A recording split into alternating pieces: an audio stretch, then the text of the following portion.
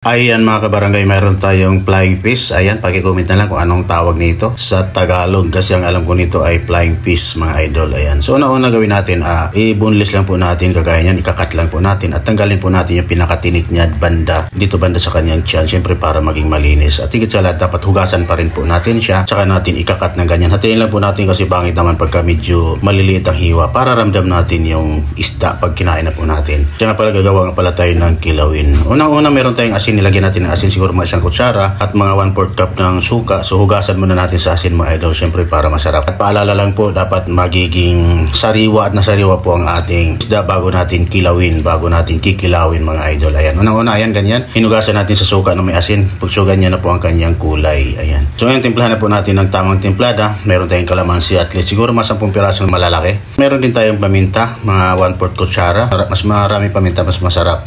Meron tayong red onions na iniwan natin na medyo palapad. Meron tayong konting kamatis, spring onion. At higit sa lahat, meron tayong pipino. At syempre yung ating suka rapsa na pampasarap. Ayan, nilagyan na rin po natin. At halo-haloin lang po natin na maigi para talagang magpantay ang kanyang lasa. At higit sa lahat, para mababad na rin siya. Ayan, konting iodized salt. Dahil tinikman po natin kanina, medyo kulang sa lasa. Magdagdag po tayo ng konting asin. Ayan, at halo-haloin pa po natin. Tsaka natin ilagay sa plato. Syempre, napakasarap po nitong kilawin, ulam, pulutan. At higit sa lahat sa bahaw, mga idol. Napakasarap nito ulam sa bahaw ng kanin. Ayan. So ayan, tara kain mga kabarangay. Ayan, kita naman. So mayroon tayong bahaw. Yari na naman ang bahaw nito. So, dahil hindi naman tayo iinom masyado ngayon, kainin na lang natin ang ating kinilaw na flying fish. Ayan, paki-comment nga pala kung anong klaseng isda, kung anong tawag sa inyo. Pero para sa akin, napakasarap kilawin nito basta sariwang sariwa lang.